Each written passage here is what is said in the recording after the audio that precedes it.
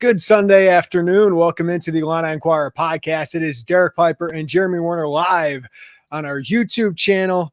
As it has happened, Illinois has landed a five-star prospect in basketball as Will Riley, class of 2025, number 9 prospect. We'll see where he will be in the class of 2024, but he is joining Illinois. His mother said live on the Instagram after the announcement. So another huge, big-time marquee addition to the Illinois basketball roster. Derek Piper, Brad Underwood, and his staff, they're cooking. They're cooking in recruiting, man. They're cooking. They're on fire. They're raising the bar. That's something that you look at as far as the incoming freshman this year, and it's a conversation I want to have. But Merez right now, or prior to today, was the highest composite get for Illinois during the composite era. So back to 2003, I believe. So pair him with Will Riley, who's a 5-star as of right now. We'll see how and if things shift, him going to 2024, what that means for his ranking. But Will might just step over him as number 1 and number 2 coming in the same class. So, by the way, Gasparis Yakachonis, one of the top international prospects on the scene. And I know Made Hoops has him as a top 15 talent because they merge and have rankings for both high school and internationals as well. I know that 24/7 hasn't slapped a ranking on him. I don't know that they will ultimately, but I think we're comfortable saying, we talked about when he committed, I imagine he's at least a top 50 prospect, at least in the way that we think about him, maybe top 30, depending ultimately. We haven't seen him live or anything like that, but that is a heck of a trio. And you're really, really seeing, number one, an Orlando Antigua effect that is unsurprising to us as far as his impact rather immediately since coming back to Illinois. But to get into the 5-star realm, to raise it up after an Elite Eight, after Terrence Shannon bridges that Kofi and Io gap, and we've had 3 All-American players in a 4-year span. So it makes sense why Illinois is dipping into another realm of recruiting, and but you got to be able to get it done. And they had a good sell. They had space on their roster, and then also NIL to go in there heavy with. So big time, massive get. He's a pro. Maybe as soon as next year. Gavoni has him as a mid-first round pick in 2025, and it would be unsurprising if that's ultimately where he lands. He has that talent, but yes, he needs to get stronger. But man, I loved him in UIBL. I didn't know who he was, admittedly, when I saw him in Indy during the live period. I know that Antigua had a line of, I'm going to go watch this kid from Canada, and I followed him over there, and he was on to something. I want to break down his game. We've done this a lot. It feels like in the last couple of weeks, how he fits, the minutes, all of those things.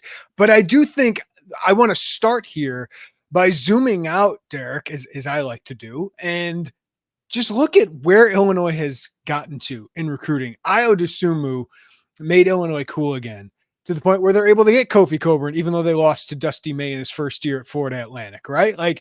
And you get him and you get those two, and it changes your program. You win, you get good pieces, supporting pieces around them. That allows you to get a guy like Terrence Shannon Jr., who helps take you to another level. But all along, you're getting a Ty Rodgers, right? That kind of prospect. Now you keep winning in the Big Ten, and you get Merez Johnson, and now you can get a Kasparis Yakachonis, and now you can get a Will Riley. So this is what we talk about in building a program. Maybe it all doesn't happen overnight, but now all of a sudden, I'm looking at this roster. Ty Rodgers is a former top 60 prospect. Trey White's former top 40 prospect. Kylan Boswell is a former top 30 prospect. Dre Gibbs-Allhorn at one point was a top 50 prospect, then he fell. Kerry Booth, former top 70 prospect. Merez Johnson's a top 30 prospect. Will Riley is a top 10, top 15 prospect. Kasparis, as you said, probably a top 50 prospect. Derek, that's a lot of top prospects. It's insane. Yeah. And I know when we talked about the top 100 level of where it seemed like Brad just had everyone on his roster was top 100, but now you've got just a boatload of top 50s in that kind of realm. It seemed to be the sweet spot when Io and Kofi came in, like, hey, to have our stars be top 50 level players, they won't be one and done or even two and done draft prospects. Not to say you wouldn't love to have one of those guys, not to say obviously you just maybe got one and Will Riley, and Illinois never had a one and done NBA draft pick. Maybe that is going to change with Will Riley, but yeah, I mean, all across this roster, it speaks to the depth. It speaks to the bar of talent. And I know it's been highly discussed, and even to the point where some Illini fans are getting a little nervous, like, how's everybody going to be happy and all those types of things. Those practice battles are going to be fierce and competitive. And one of the things from Will's standpoint, I know, just to kind of use one angle of it, I think he looked at it, and I'm sure he's aware of the talent that's on this team, but also that there's fairly little guaranteed because you have so many new pieces. I think Kylan's fairly guaranteed for a huge role, 20 to 30 minutes a game. But other than that, there's a lot that still needs to be ironed out. So, but certainly when you have the consistency, you're in the Big Ten top echelon picture most years. Here recently, you've dipped into the national level where you're a 1 seed one year, you go to the Elite Eight another year. You have a guy that's gotten drafted and stuck in the NBA, and I would assume you have another guy that may finally break that long streak of first round pick, and Terrence Shannon Jr. That stuff all very much matters. All Americans, those type of things. So Illinois' relevance, Illinois' success in terms of winning, and then there's no mistaking it. NIL, especially for transfers, especially for now here recently, where that's very much in play. It was very much in play with Kasparis. Imagine it was very much in play with Will. Like, you've got to be competitive. You got to be a real player in that market. And Illinois has done enough to drum up the interest, get the support from alumni and those interested in backing the program. And that cannot be ignored either. They've used this to their advantage, and that continues to be the case. They've weaponized their passionate fan base, right? Their big fan base. And before they weren't able to, because they didn't want to. They didn't want to get in trouble, as they have so many times in their history. But now you can do it, and you're seeing the power of that. And you're seeing the power, of course, of Brad Underwood and the program that he has built. But yeah, just stacking talent. We haven't seen this since Bill Self, right? Like, we haven't seen this kind of stacking of talent since Bill. And we'll see how it all comes out this year. We'll get into that, Derek, but let's bring up, you said you saw Orlando going over to check out Will Riley, and then he puts up 42 points in an epic performance, 15 of 16, 15 of 18, depending on whose stats you looked at. The final numbers, I think they may be corrected at 15 of 19. It was originally reported as 15 of 16. But yeah, either way, he barely missed a shot. So how did Illinois get into this recruitment a little bit later? Even though Orlando Antigua, we know still recruiters matter. We keep saying this in the age of NIL with the connections. How did they beat Alabama, Arizona, Kentucky, and the New Zealand breakers of the NBDL here? It starts with Orlando, a guy that had offered him in Kentucky, was their lead recruiter. And it was really at the same time, late in April, when Will releases a top 5 with Alabama, Arkansas, Arizona, Kentucky, and then the Australian NBL. At that time, he had named which team in that league he was seriously considering.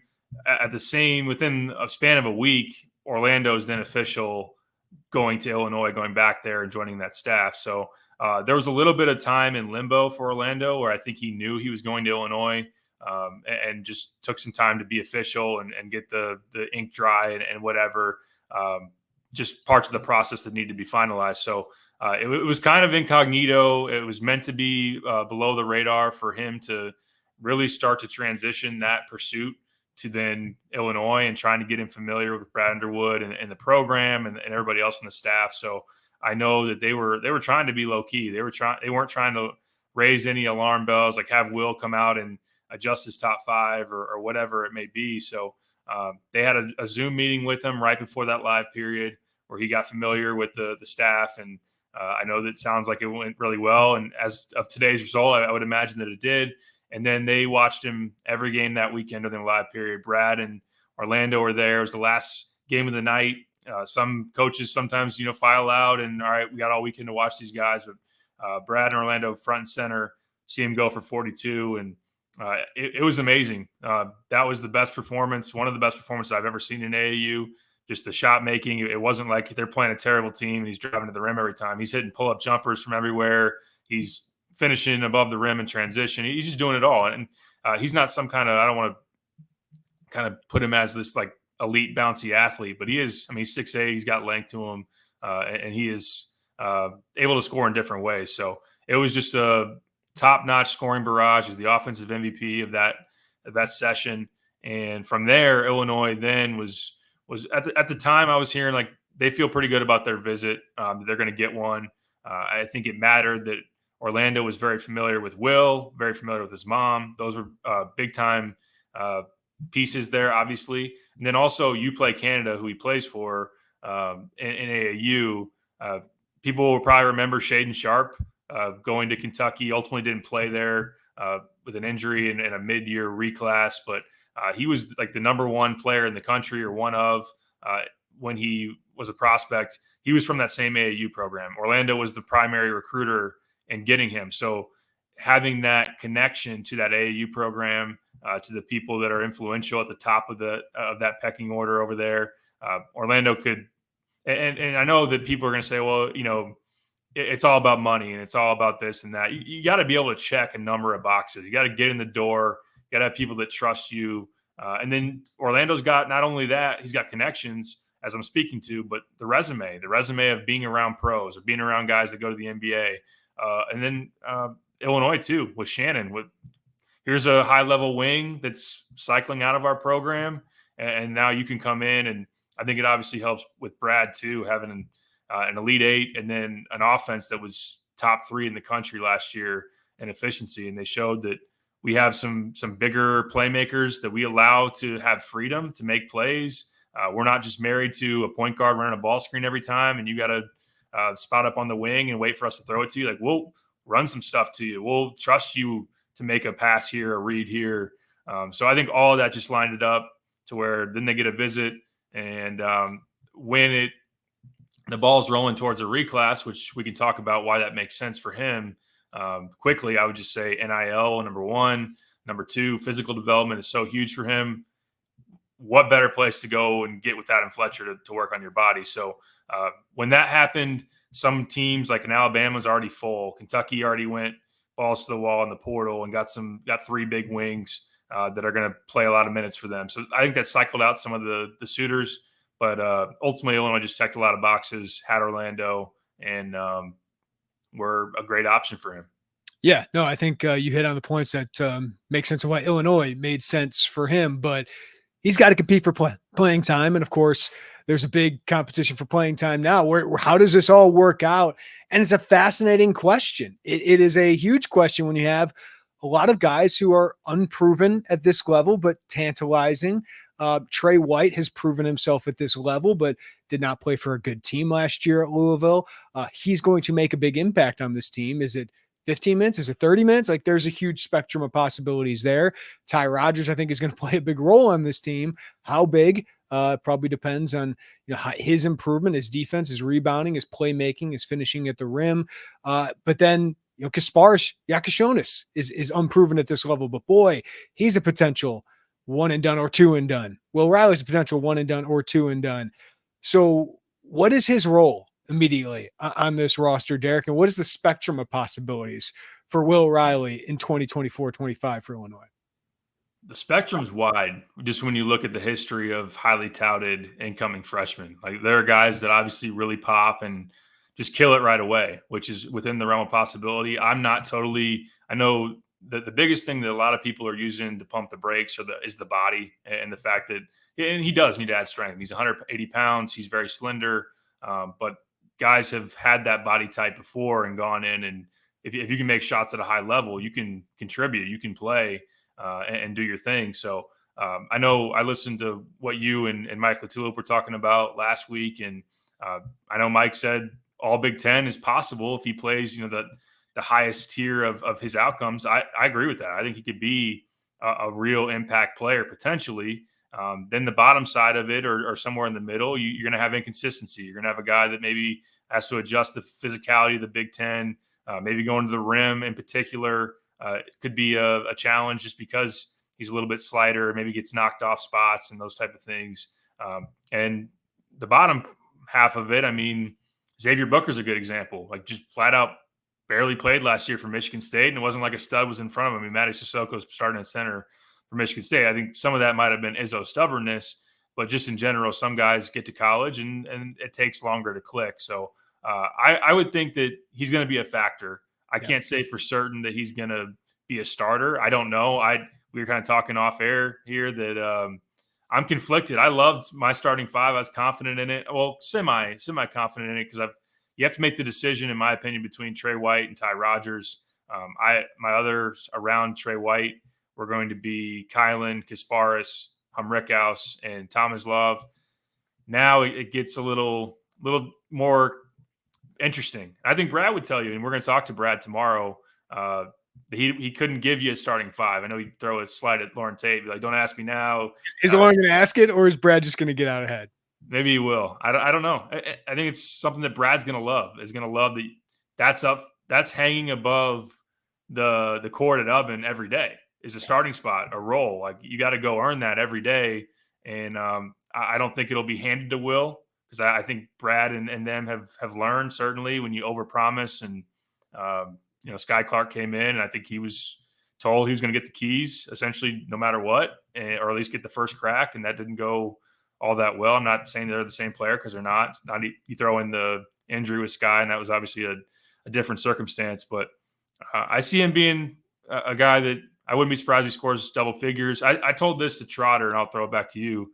Like, I wouldn't be surprised if he's like the Cam Christie in the Big Ten this year. Like, I think when you look at some of the parallels, number one, shot making, both off the catch and pull up jumpers, and then slight frame. Like, Cam Christie was like 160 on his recruiting profile. Ultimately, was 190 this year. So did he gain 30 pounds? I'm skeptical of that in between, senior year and at Minnesota. But he wasn't somebody, and even his at the rim stuff wasn't as good. And that's still, as he's going into the draft now, they're talking, got to get stronger, got to be able to handle contact, or especially on the rim. Like, Will could do a Cam Christie double figure, and Christie put up like 12 points a game, 3 assists. Like, will the volume be there? Maybe not, at least, but if he shows it and deserves it, because there's not really there is no proven alpha scorer on this team. There is no proven, maybe even a number two. Maybe Trey White was that at Louisville, but we are talking about a bad team. So it's hard. I know I'm dancing all over there and not giving you I know what he's going to do this year, but I don't. And I don't think the staff necessarily does. Yeah, I think my level of expectation, like my baseline, just where I think, hey, this is the most realistic outcome, is kind of what Johnny Furphy did last year for Kansas, which was about 9 points. I think that was an off the bench role, but he started a lot of games too, I believe. But like that, it was a reclass, a little bit younger, but still made a big impact, has a chance to be a very high draft pick after just one season there. Caleb Houston, was just kind of a shooter, didn't do much else, didn't play maybe as high of a level as some people thought, but still made an impact for that Michigan team. And then the top level is Derek, potentially one of the best scorers on this team, similar to like a Jet Howard in Michigan a couple years ago. They're different players. Jet was bigger physically, but like he's just a gifted scorer. And I do think that translates. He's got edge strength, but there is an element of him where he's able to score off kilter a little bit. So he's going to make an impact, and he's going to be one of the top 6 or 7 players in this team. I think he's got a great chance to be one of the top 4 or 5 scorers on this team, and his ceiling is one of the top 3 scorers on this team. So I think if you set the baseline of this might not be Kevin Durant, because we probably won't see another one of those, but this might not be Brandon Miller, but the possibility is this guy could be good enough to be a one and done. The downside is maybe this guy isn't physically ready, and Illinois has other options to where he plays a lesser role.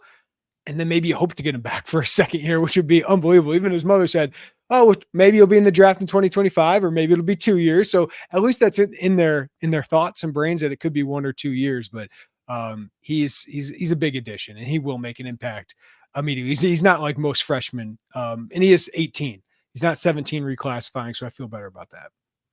Absolutely. Yeah, that's certainly important. And getting him this summer to be able to start that process physically, to be able to play against the competition he's going to play against in that gym every day will help the process of getting acclimated for what he's going to face. And yeah, I think that it is all up in the air, because there is that contrast of Will and Kasparis are both high ceiling guys, thought to be potential first round picks. I know that Jonathan Gavoni for Kasparis wrote that when he committed, a potential first round pick in 2025. So you have that high ceiling young guy, both 18 years old, coming in. And then you've got the more physical, known commodities in Trey White and Ty Rodgers, who are all, I know that there are different positions to slot guys in at. I think Will potentially could be a 2 through 4 type of guy. We know that Ty has a little bit of versatility. Trey, maybe a 3 or a 4. Kasparis, obviously, in the backcourt, but I think Brad can slide his lineup based on how he wants to play in terms of he wants to go bigger, whatever he wants to emphasize. Like I want the most shooting and shot making and spacing out on the floor. I think Will's part of that group. If he wants, hey, this lineup is missing some physicality around the basket for rebounding, for defense, or just some veteran presence, then Trey and Ty will be higher up on that pecking order. So it allows Brad to make choices based on what certain groupings need or what a game requires or just how he wants to put that formula together. Obviously, last year it was geared towards offense mostly, and I think that maybe was just the roster in general. There was some defensive shortcomings for the roster in general, but I do think that they want to have an elite offense. They think that this is going to be a really good shooting team. They think they got a number of guys that can make decisions, be playmakers outside of even just Kylan. Obviously, Kasparis, they love his passing. Benham Rickhouse can do some of that. Trey White, maybe in some mid-post. We'll see if he passes it well, but will be an ISO guy, I think, in that situation. And then Will, outside of his scoring, I know when you put up 22 a game in the UIBL, that's what pops the most. But I know for a fact they love his feel. They think he's a guy that sees the game really well. They think he's mature in the way that he anticipates, sees the floor, can make guys better. He's not just hunting his shot 100% of the time. He's able to see if the defense draws attention to him, then he can kick it to a cutter or hit that opposite corner spot up guy for 3. We'll see how that translates to this level, but I think that will put him in situations where they want him to make plays and make decisions with the ball, and he's very capable of that. I think we know Will Riley, Benham Rickhouse, Trey White, Kylan Boswell are going to play pretty dang big roles. Tomislav Visic, Kasparis Yakushunas, Ty Rodgers. And then you're going to have Dre Gibbs, Allhorn, Kerry Booth, Merez really fighting for minutes. That's what it feels like. Jake Davis, half the minutes looks really limited there, right? Like Jason Jackson's probably going to be a red shirt here. That's just kind of how I'd break it down. But it's weird, Derek, that we're going into a year where it's like you kind of know who the players are going to be, but you don't know how you stack them. Like who is the primary pieces here? I mean, I think Boswell is still going to be a heavy starter minute, 30-minute kind of guy. But outside of that, like that's what makes this so interesting. And I think it's going to make it fun for Brad Underwood and his staff to kind of play with, see what happens in summer practice, what leads into the season. Early in the season, they'll still be figuring this thing out. And that's why they could go through a lot of growing pains here early on, but it could help them find like what is the right mix. I think they'll love it from the standpoint of competitive fire and just stuff to play for every day in practice, the ability to hold guys accountable. If somebody's not bringing it, somebody's making too many mistakes, it's easy to pull that hook and put somebody in there that's very capable of and probably deserving of being on the floor. Obviously, you forecast and say, we don't want locker room issues. We don't want guys overly unhappy. You always anticipate that there's going to be someone or a handful of guys that don't love the minutes they're playing. I don't think Dane Danger loved the minutes he was playing last year. We know that. We've been over this. Luke Goody at times probably wished he was playing a little bit more. Dre Gibbs Lawhorn. The good thing last year was that there was enough team buy-in that didn't rock the boat. Like those guys, to our knowledge, were not, trying to, poison the well in the locker room. Where the year before that, obviously, that was not the case at all. It was the opposite. So, part of their evaluations are always, personalities, how guys will be able to embrace just and be mature and be for the team and want to win. But then again, you never know how that goes. So I think that depth coaches always love to have, again, competitive nature in practice. They always love to have, and options to have different strengths, to match up different ways with different teams, to have some insurance policies in case of injury or just a guy doesn't pan out the way you thought in this spot. But we've got different ways to slide it, and there's a good amount of versatility on this team as well. So, just the nature of bringing in so many new guys and having a handful that have never played in college basketball. Will, Kasparis, Merez, Thomas Love, obviously. There's plenty of unproven nature with Illinois, but they're very talented. They check a lot of boxes, and I think at the very least, I would sit here and say that they're a team later in the year that could be dangerous potentially if they play to their ability. And you're right. If one of those guys doesn't work, they have another guy. Like who can step up into that role. Like if Kasparis is an example, isn't right. Will Riley could play the two, or Ty Rodgers could play. You know what I mean? Like they have other options. If Avicic struggles, I don't expect he will that much, but if he struggles, you got a guy Merez and Kerry Booth who can play. So that's what's great about depth. If one guy struggles or you have an injury, you have other options that they can plug and play there, Derek. You wanted to mention this. This freshman class, it looks pretty special on paper. So break it down. All right. So I won't give away everything that I have dug up for my What It Means, which will be out today. But in terms of trios of incoming freshmen, this is up there with as good as Illinois has probably ever had, at least on paper. Now, I know Kasparis, the fact that he's not ranked by 24/7 or some other outlets, it kind of complicates things. But if you think about him in the context of at least a top 50, maybe a top 30, again, I know Made Hoops has him as top 15, and some are going to love that, because Illini fans, they got to take their chances to get a break on the rankings front. Usually people lose stars and drop 20 spots when they commit to Illinois. But anyways, so Will, I think he should be still a 5-star in 2024. Personally, I think at least probably a top 25 type of get. If he's in that realm, I would imagine he's the top composite get that you've had, and the top get Illinois has had since D Brown. So you've got the two top gets that you've had in the composite. When you throw in Merez as well, a top 30 caliber talent, and then Kasparis if he's top 50. I was looking at it. So you go to 2010, Jeremy Richmond, Myers Leonard, Crandall Head. Jeremy's still the last McDonald's All-American that Illinois has gotten. He was top 25 to 30. If you look at the RSCI, kind of the composite back then type of thing, top 30, Myers Leonard, and then Crandall's like top 75. So that's somewhat comparable, but of course, Crandall, that third guy, farther away than what we'd have probably Kasparis. 2002, D Brown, Darren Williams, James Augustine. Pretty good class. Pretty darn good. D, Bill Self pulling that one. D, a 5-star, Darren top 50, James top 75. The top end with D, very comparable and possibly even topping whoever is in whatever the top end of this class is. But, Merez is higher than Darren on the top 50. And if Kasparis is a top 50 guy, you've got that as well. One other one that came to mind, 1986, Nick Anderson, Parade All-American second teamer. He's pretty good. Kendall Gill, although someone that and people out there who were maybe more familiar, I don't know how advanced like high school rankings were then. I don't know what his ultimate profile was. Outside the top 100 because he was a late bloomer. Yeah, right. Now I know who those guys became, both decade-plus players in the NBA, guys that started Flying Illini, and then Stephen Bardo was the third guy on that, and starter on the Flying Illini. So that one maybe is more other than Nick, more of who those guys became than who they were as prospects.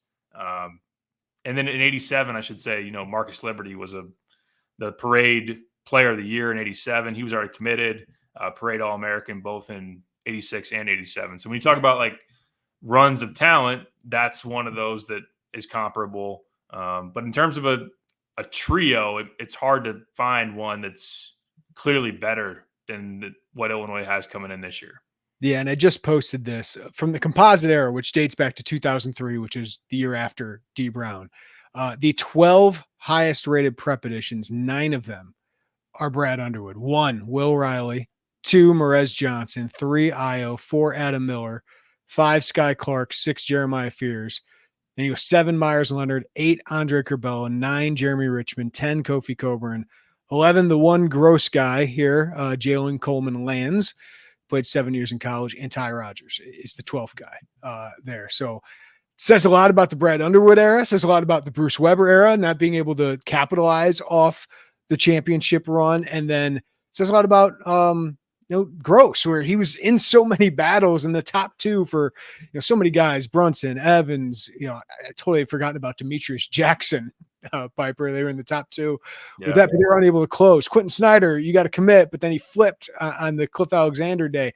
Alexander being another one. Elijah Thomas, like there were so many of them.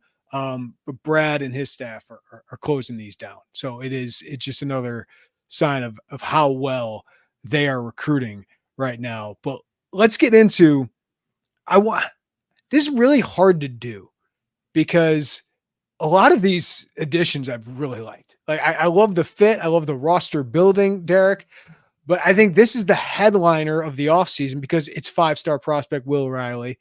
It's NBA draft prospect Will Riley. But of all the additions that they've made this offseason, which one are you most excited about for the 24-25 season? Man, that's tough. That is really, really tough. You got one in mind? I think because there's a known quality to it. I think because I know he's going to be a starter. I know he can play at this level. I think he's got some leadership qualities. Yep. I think Kylan Boswell is still for this season, especially, and he's got potentially 2 seasons. And he's still like an NBA draft prospect. I think ESPN had him as an early 2nd-round draft pick next year. So if you're getting that out of still 19-year-old Kylan Boswell, I am super pumped about that. And to have a true point guard, I think matters. Like you weren't going to have another Marcus Damask. Trey White, you're not going to put that kind of expectation on him. Ben Humrickhouse, you're not going to kind of put that expectation on him. So I still think like the floor of Kylan Boswell excites me so much. And I still think there's another level that he can get to that I think still of all of these guys, the most likely all Big Ten guy at the end of the year for me, I would put the best odds at Kylan Boswell. I agree with all that. Yeah, absolutely. Someone that was, as you mentioned before, a top 25 prospect out of high school, a 5-star reclass guy. If he wouldn't have reclassed, he would have been a McDonald's All-American. He played Team USA. Now he's got 2 years high major experience under his belt. We know he can really shoot it. We know that he's been someone that's tabbed as a very good on-ball defender. I think he can get it even better as his body's transforming. And I think, and I'm biased here because I am from his same hometown, but the hometown dynamic, I think, is an added bonus for him coming back to Illinois as well. So, yeah, I agree with that pick. It's hard to, man. All right. I'm not going to let Mike LaTulip sabotage. I'm going to go from, if you're drafting, if this is a draft, I'm taking Ben Humrickhouse next. Stick to it, man. It's our guy. I've said that I think he's going to be the leading scorer this year, and I think I'd still stay with that. Just supremely skilled offensively, can really, really shoot it, elite shooter, can do different things with him, can use him as a screener, can set screens for him. Maybe more so, I know that he's got to show that he can get by people, maybe off the dribble at this level. But then again, Marcus wasn't really doing that. He was kind of dribbling into some booty ball stuff. I think Humrickhouse has that potential because he's got a good frame to him to be able to mid-post back down, turnaround jumper, those type of things. But also, if you kind of want to play a little small ball or just use him as that kind of pick and pop screener, I really like that idea with him as well. So I think offensively, he's going to be just awesome to watch. Defensively, we'll see how it goes. But guarding fours or just kind of being around that mid post into the paint, I think that physicality, he'll be ready for that. I'll go with him second. And here's why I wanted to have this, because I think the impact of Will Riley could be huge.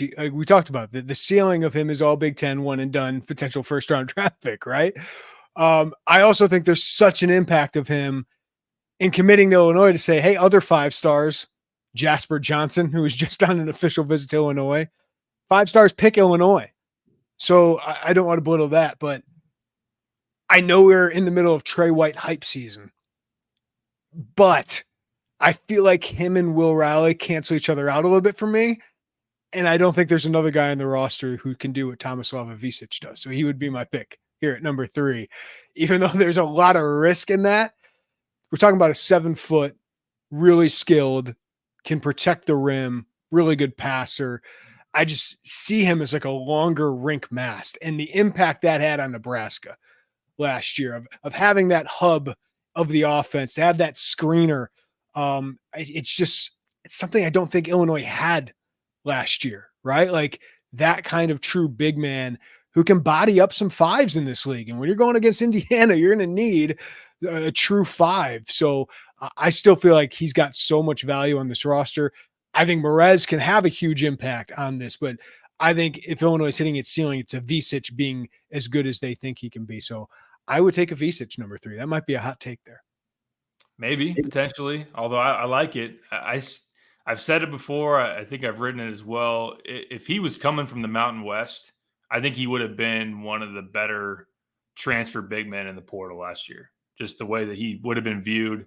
And people, if you're not that familiar with the competition, like he's played pros, he's played guys that have actually played in the NBA, like to go up against Frank Kaminsky in a game, those type of things. And a stretch five, a guy that can step out and shoot it. And that's something that Brad, obviously, it's been highly documented, just the way that Coleman with the floor spacing, opening up the lane, how important that's going to be for guards to get downhill, for Ty to play some booty ball or just get around the rim and make an impact. I think that's a big deal. So getting that veteran presence just in terms of his age, and then the stretch dynamic is important. The next choice between these three, between Will, Kasparis, and Trey White, This is a fun exercise. It's really fun. Someone's getting slept on. Someone's going to clip this. And we are the motivation in that locker room right now. Yeah, that's right. Going to use it against us for sure. Or Brad will be like, yeah, you guys weren't talking about him in the offseason, all that stuff. Oh, boy. It just tells you how good this offseason was. Like these are all guys that could be on the fringe of all Big Ten consideration if their ceiling is met. Like I think Tomasov could do that. I think Kasparis could do that. I think Trey White could do that. I know. And the thing is, like, we are in Trey White. Like I've heard, and I did say on the last podcast that it sounds like he's been the most impressive guy in workouts so far. He started 55 high major games already. And we've constantly pounded the table, like, don't sleep on him. He's probably not getting talked about as much as he should be. And then if I just turn around and pick Will Riley, but it's Will Riley day. So I'm going to go Will Riley because I think that even if it is one and done, that matters a lot as far as sell and recruiting. And if he's in that range, he's probably had a good enough year to impact you. And then the off chance you get him for 2 years, he could be the best player on the team 2 years from now, a team that I think can really make some big time noise if you get enough pieces back. So the chance that you could get him for 2, in addition to, I know we're talking about excitement for this year, but maybe it's just the one and done profile. And I think he could come in. I mentioned Cam Christie. If he was Cam Christie, that would be a really big shot in the arm for this team that needs some reliable scoring, because there is still questions about that playing out this year. Don't worry about passing up Trey White because you're going to get him anyway. And I like Trey White a lot because I know what he is. I think they can unlock some things that excite me to where he could be a top 3 scorer on this team, maybe top 2 scorer on this team. But this is my draft pick, and we talk about excitement for this year. I can't wait to see what Kasparis Yakashonis is. Like just to see that at this level, like you get to see him playing overseas and playing at such a high level against some of the projected lottery picks in 2025, like Hugo Gonzalez and some of these guys. Like he was playing up to their kind of level, and that size, that feel, that passing, plus he can shoot it. He's kind of crafty around the rim. I think there's going to be growing pains with him, Derek. And defensively, I'm interested to see what he brings. But man, if he gets a feel for it, if he gets used to it, like he's a competitor too. That's just a big playmaking guard that excites me along with all of these shooters. I'm excited to see him play because again, there's a huge spectrum of possibilities with him, but the ceiling is that guy could be drafted next year. Right. And I think a difference between him and Will is you're not questioning the body with Kasparis. I mean, he's 6'5", 200. So, like, he's somebody that comes in with a nice strength base. He is tough. I mean, he's taking a picture in a Pizza Hut parking lot already. So that probably put him over the top on my draft board, to be honest with you. Yeah, that's big time. And obviously can really shoot it, pass it. I'm thrilled. I can't wait for the first intel to come back on summer as far as what he's doing on the court. But We definitely got to do this. We got to do this every year now because this feels like a really deep draft class, and I want to compare it to future years where are we struggling to do this because, yeah, Gaspars would be a pretty high draft pick in other years. All right, I'll welcome Trey to the team here. Hopefully, he's not rubbed the wrong way that I passed up him on the last round. But a guy that is physically strong, proven as a rebounder, proven as a guy that I think he's maybe underrated in terms of doing a little bit of things off the bounce, be able to drive to the rim, ability to have a little bit of shake to him off the bounce. Obviously, has to shoot at a higher clip this year, more efficient, take better shots, and not maybe.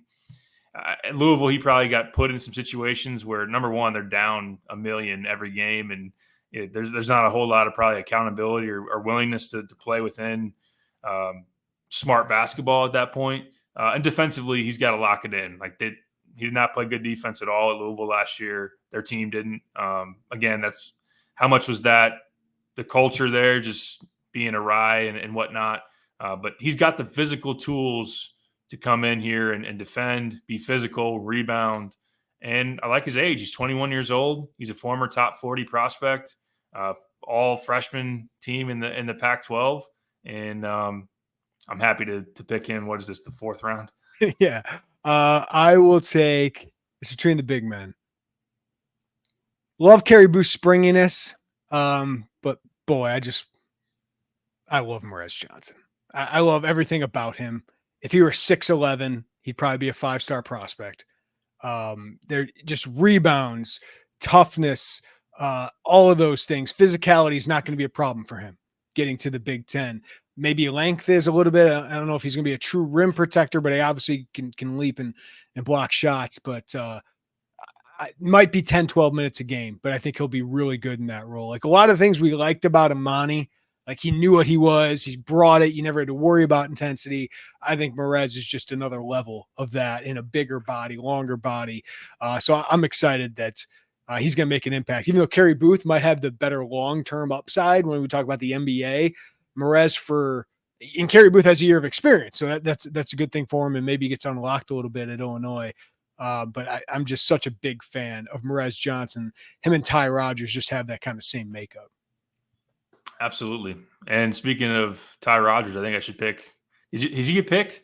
No, we're just doing newcomers. Oh, okay. All right. Thank God. Newcomers. So that way I don't have to make the choice between DGL, who maybe wouldn't be getting slept on if we were doing this draft for everybody. He's going to have to earn what he gets this year. But as a defender, I think in particular, he'll be one that's going to grind it out. Yeah, Kerry Booth is obviously next. And that athleticism, he's shown some flashes of real explosion at Notre Dame, attacking the rim, run and jump athlete, and then 3-point shooting. He should be a plus shooter. Like that's what he was tabbed as coming out of high school. That true stretch 4 that can catch and shoot and make threes at a 35+% clip as he, especially as you really forecast him into the future. Will he do that this year?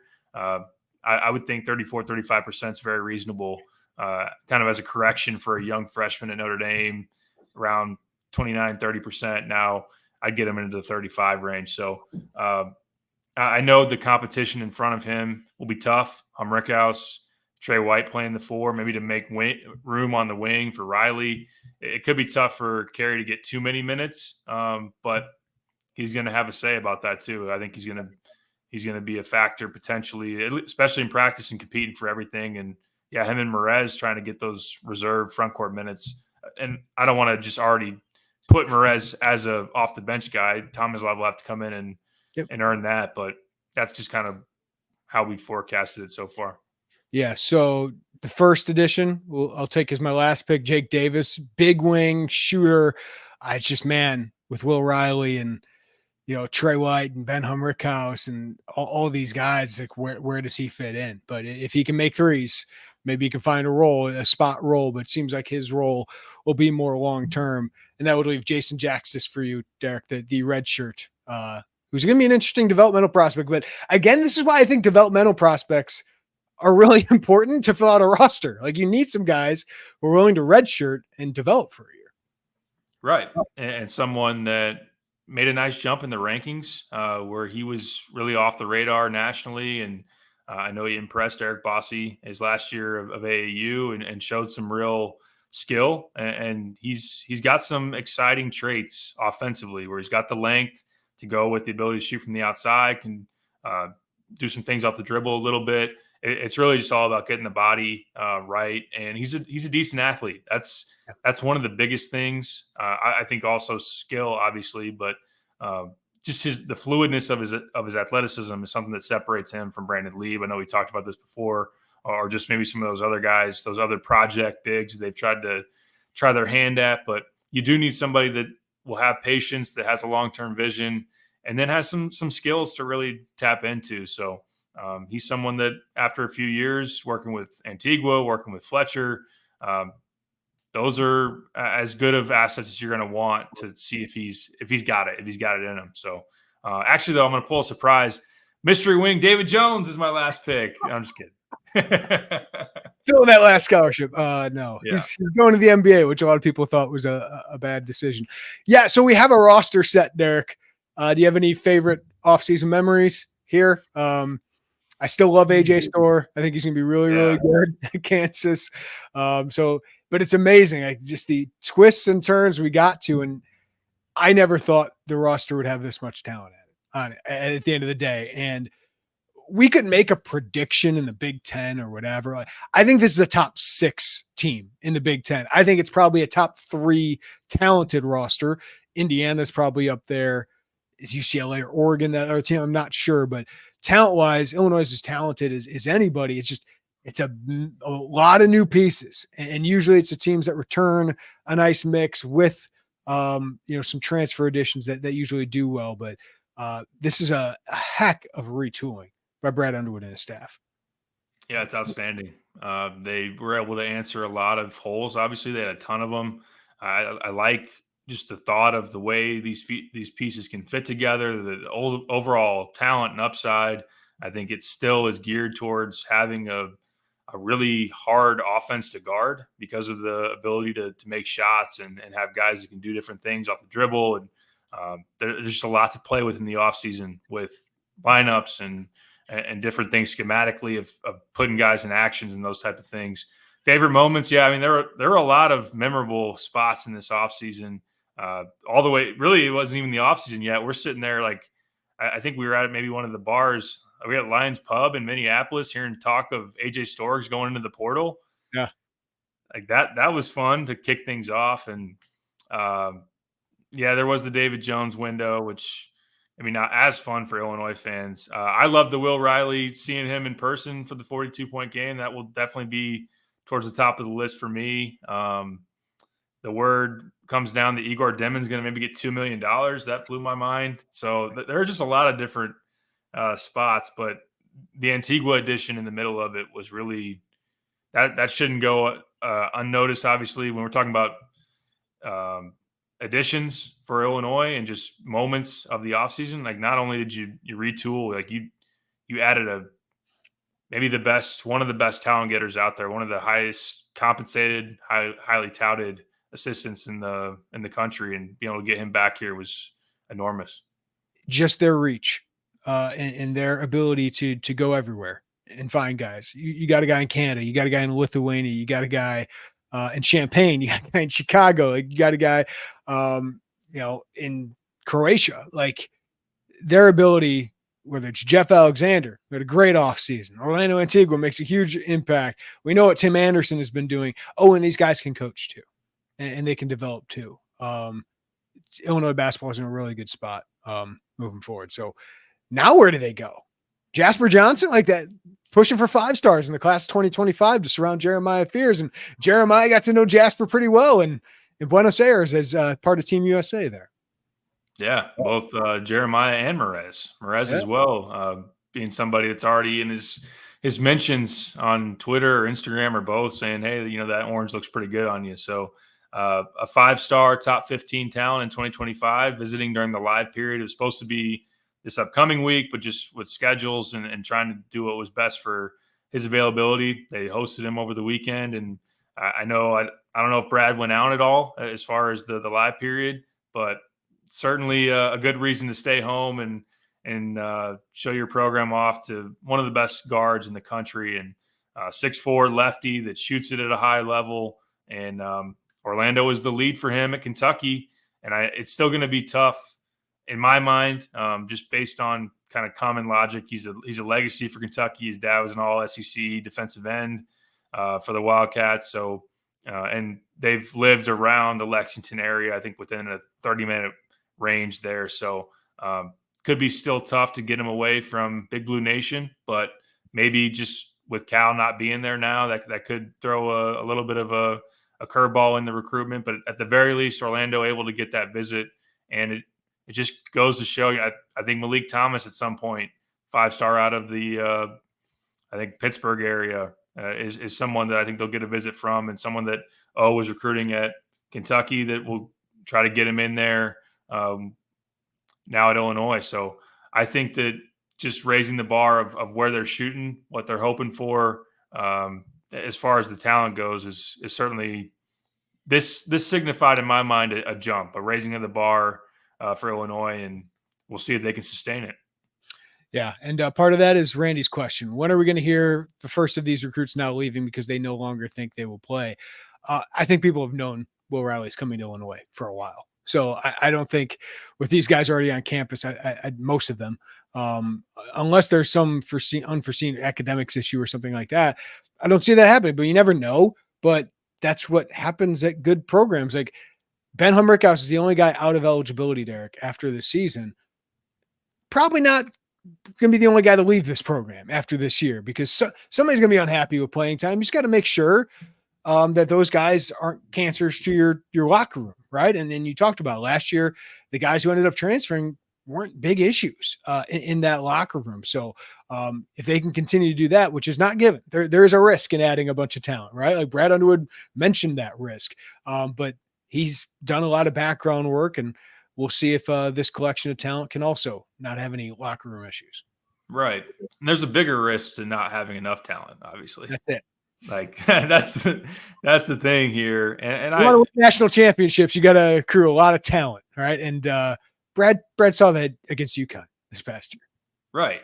And like you look at that 22-23, and we talk about the locker room and the chemistry that was off and all that. I mean, that was certainly part of it, but also you were relying on, like, Sky Clark just wasn't good enough that year. Not only was you had that maybe promise of him coming in and be handed the keys, and then when it didn't work out, he left, and that was part of some of what wasn't going right. But I do know that from a comparison standpoint, you were blending all these new pieces. You didn't really have an established leader. Hopefully, I think for Illinois' sake, Ty Rodgers, a holdover, a guy that's got some leadership qualities, can help bridge that gap a little bit to be able to be one of those pieces. Kylan, I think, like you said earlier, has things that give you indication he can be a leader as well.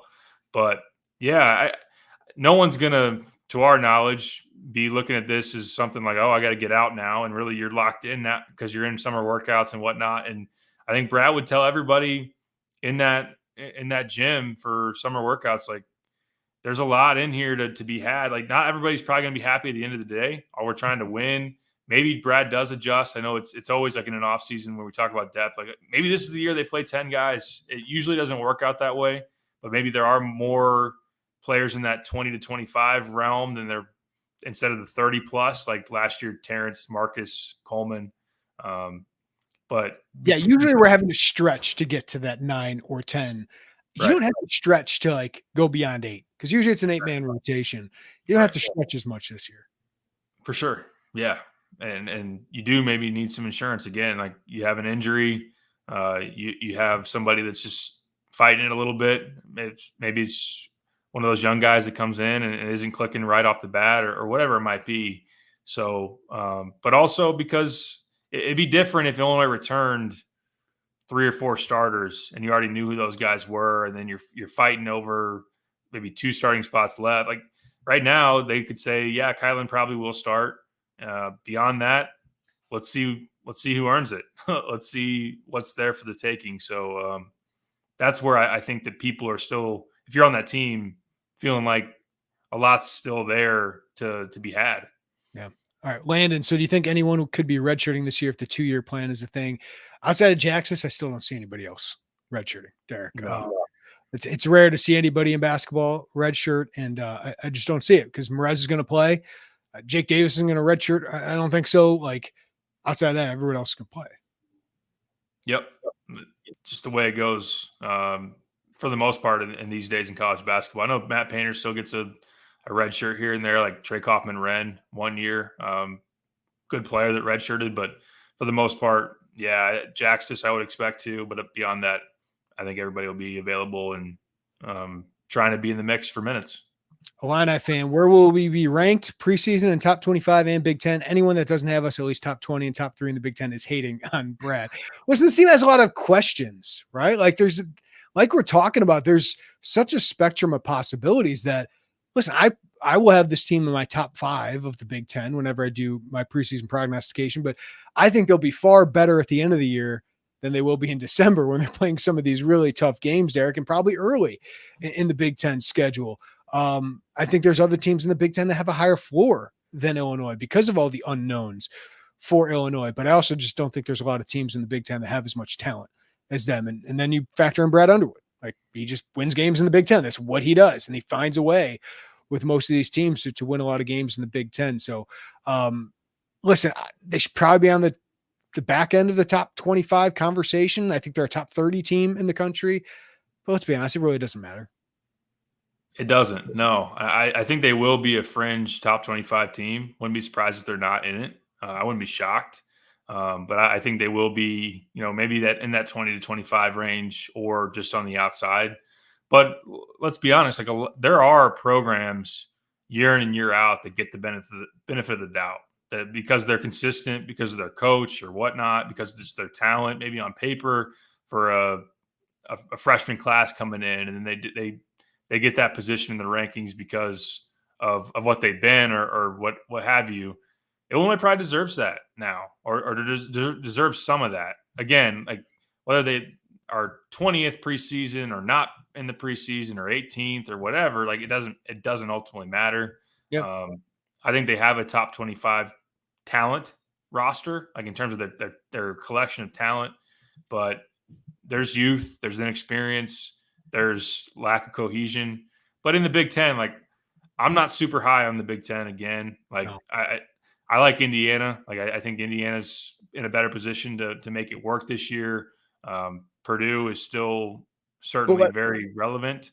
Let me throw this out there to you. Rutgers on CBS is number 23.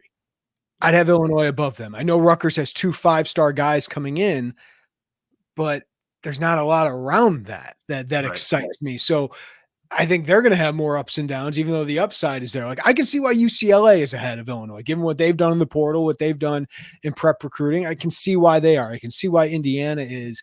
But when you throw in a team like Rutgers, or I don't want to see Michigan State ahead of them just because they're Tom Izzo. Like that's too much of the benefit of the doubt. So Purdue, I could understand why Purdue would be above. I still think Braden Smith's going to be a phenomenal basketball player. Matt Painter deserves the benefit of the doubt, and they develop extremely well. They return a lot of guys. They lost Zach Edey, though, so they're going to take a step back.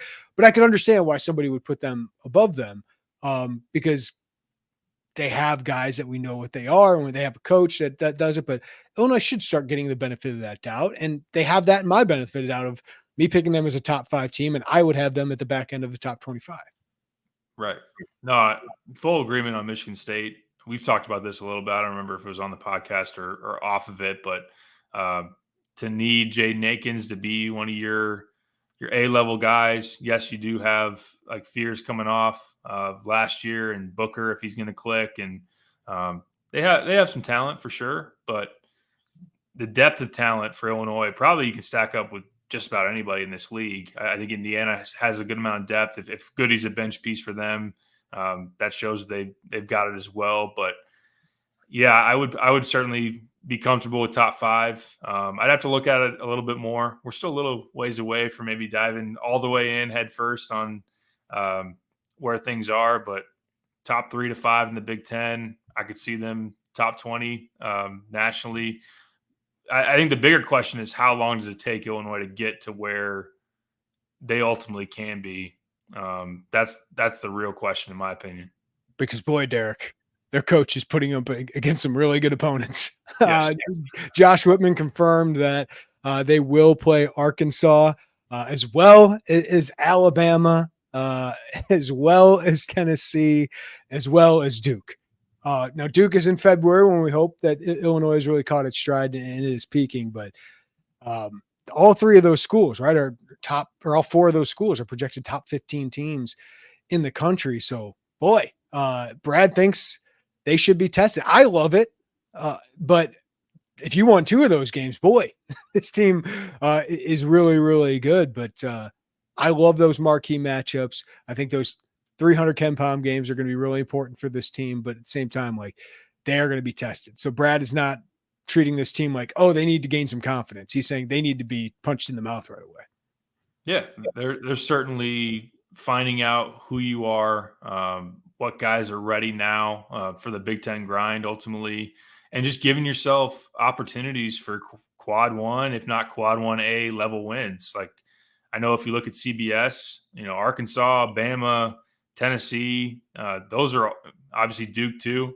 Those are 4 of the top 15 that you're going to play if you look at the preseason rankings. So chances to really get needle moving wins. And if you lose them, they don't really hurt you. I know you don't want to lose all of them and worry about not having enough of the quantity, but it really is about quality. Even last year, prior to that, the end of the season, really Big Ten tournament, we were talking about it with Illinois. Like, they don't have any quad 1A wins. And it wasn't until going on a nice little hot streak there, and you beat Wisconsin and Minneapolis to win the Big Ten tournament title, that you helped secure that line movement jump.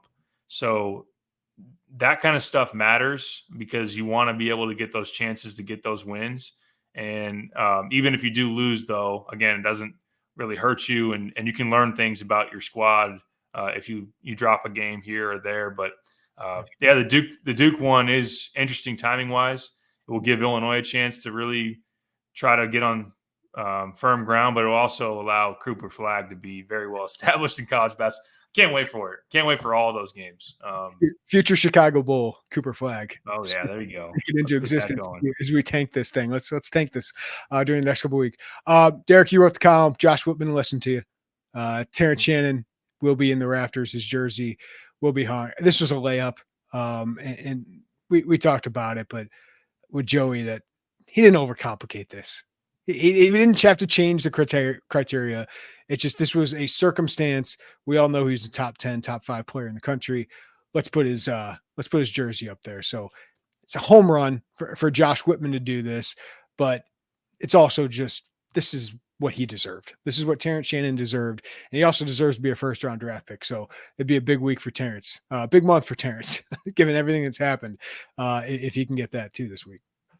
Yeah, I tip my cap to Josh Whitman for expediting this and not having it linger where will he or won't he ultimately make the move to put him in the rafters. He saw what we all saw, like you said, is that the on-paper stuff, the team success, the impact on winning, all aligned to be a top 10, if not very much a top 5 player in college basketball last year. And it really was, as I wrote at the Big Ten tournament, like it became a situation where it was very obvious if you were going to keep him off All-American teams, it was not for basketball reasons. I understand, as people that covered that team and him day in and day out, like, it was tricky. It was complicated. It wasn't always easy to land on, what was going on and what could be potentially with the trial itself. But yeah, now that we know that he's not guilty and that verdict has come to pass, that was really the only thing that was standing in his way. And so I think it was the right thing to do. I commend Josh for getting it done now and stepping in and making it happen. And man, to put 3 jerseys up there in 4 years is nuts. It's crazy. Who's next? Well, that's what's crazy. It could be a while because, like, All-Americans aren't easy. Right. They are not. They look it, but yeah, they're not. To have 3 or 4 here is unbelievable. A Big Ten Player of the Year, like, the criteria is super high, as I think it should be. and have 3 guys in 4 years is unbelievable. Last one, I'm about to go on vacation, Derek, so don't know if I'll do a post-draft pod right away, but we talked a little bit about fits. Like, is there another NBA fit that you're thinking about with Terrence Shannon? Because you're starting to like the Athletic had some background on him, and some people think he could go as high as back end of lottery. It's really just eye of the beholder in this draft, but he's in that range of end of lottery to pick 30, maybe early 30s if he goes into the second round. That if you want somebody that can make an impact right away, if you're a contender, then I think teams are going to have a high interest in him. Yeah, it's going to be very interesting, and there is a lot of fluctuation. Even like I was listening on my way back from Riverside Brookfield yesterday that Orsillo and Sam Vecini were doing a pod, and even once you get into at the top, there's a lot of like, should this guy be here? It's considered a weak draft, so there's a lot of like where certain guys should go. There's a lot of uncertainty and fluctuation potentially. But the talent's there. If you're comfortable taking somebody that's 23 years old, want maybe more of what's probably deemed as a more finished product. I don't know. I think that there are guys that people may take swings on that never reach what Terrence already is. Yeah. And he's just a guy that, it's getting athletically, what he showed with the shooting, attacking open lanes in transition, and there's a lot of spacing in the NBA. I love that defensively, what he showed. So from a fit standpoint, yeah, I mean, New York's fun. Like, I like Jalen Brunson's a show, and that team is certainly entertaining. That'd be a good boy, and Tibbs would love him. Like, just play defense, Terrence, and let Jalen and these other guys cook. You'll get some fast break opportunities. I think he'd be really good there. Another team that doesn't have a pick, I feel like he'd be a great fit for a team that want to make one last run here. If Golden State gets back into the draft, boy, I can't think of another ideal fit. It's like, go be our Andre Iguodala, because they need a big physical presence. I just think he'd be really interesting with all those guards who can score, including pods. Like, they could be like the next era, but also around Steph. Like, he's kind of what they need around Steph. Somebody can bully himself to the rim. Somebody get out in transition. Somebody can hit open threes, but most of all, play some defense too. So I feel like they traded their pick to Portland, but like if they got back into this, because you could probably buy a draft pick this year, they would be really interesting. I agree with that. Lakers, clutch sports. Yeah. Never know. They need some. Don't want him to deal with the drama out in. Yeah. Like, I respect the hell out of LeBron James. I think he's he's the second best player of all time, but like there's always drama around that situation. So I don't know if I want to deal with all that, but you'd be playing with LeBron and Anthony Davis, and that'd be pretty fun. And they need role pieces around them that are ready to help. So that would make sense. I did see somewhere else, was it ESPN, that has him going to the T-Wolves? Yeah. You and I love Anthony Edwards. Who doesn't? Any more of a reason to watch Anthony Edwards on a given night, sign me up for that. So I have to get league pass if Shannon gets drafted by the T-Wolves. I mean, he screams Miami and Heat culture, but Milwaukee would be fun too. Winning teams. I think they will value Terrence Shannon Jr. All right, we've gone almost 70 minutes, Derek, so I'm going to let you go and get back to your family, and I get back to my family. But huge day for Illinois. Any final thoughts? It is kind of surreal. A 5-star that they were able to land. Going to be very interested to see where he's ranked. Again, I mean, we know his caliber. We know that he can be a one and done, a first-round pick type of guy. Will he stick as like a top 15 level talent? I don't see why he wouldn't. Like, he still has the same upside. And for Will, I think we kind of teased this a little bit. I think it makes sense. It's kind of intuitive. Why would he make this move now? Number one, NIL. Like, you're not getting that if you go stay in high school or go to IMG or Mount Verde or what. You can't get something, but to really tap into a big NIL potential now, and then the strength program. Like, I don't think you're getting that type of high level involvement and equipment and everything that you're going to have at Illinois with Adam Fletcher than anywhere else, especially like going back to high school. So I think the reclass makes total sense, especially being the age that he is, already 18 years old. And let's now that we can exhale and say, I'm pretty sure this is the final roster. That deserves a cheers. That deserves a toast. Crack a beer at 3:12 p.m. Yeah, Sunday. It's perfect time. Well done this offseason, Derek, covering the hell out of this. Thank you. It's been a journey. It's been fun. Hopefully we've been informative. But now we get to really dive into summer workouts. As you said, Brad Underwood, going to meet with the media. You and Joey will be there for that. There's so much football recruiting stuff going on. We're covering that right now at Illini Inquirer as well. So we do get a little time to kind of decompress here. I'll be on vacation this next week, but there'll still be football commitments happening. Basketball will be out with evaluation periods and all that. But we know what the roster is for both football and basketball, and a dead period is almost upon us in football. So we made it, Derek. Look at us. Enjoy vacation, man. Where are you going? Fort Myers Beach. Perfect. Heading out Wednesday. Looking forward to it. And the kids are too. So they're excited to see a dolphin, some pelicans, things like that. So great. Excited to see that. All right, for Derek Parker, I'm Jeremy Werner. Everybody, thank you for listening to the Illini Inquirer podcast. Give it a follow, rating, review wherever you get your podcasts, all the live YouTube. Almost 600 people at one point. Hit that like button. We appreciate you. Subscribe to us. Hit that notifications bell as well. It was a great day for Illinois, so I know all you guys are having a great day, but continue to have a great day. And we'll talk to you next time right here on the Illini Inquirer podcast.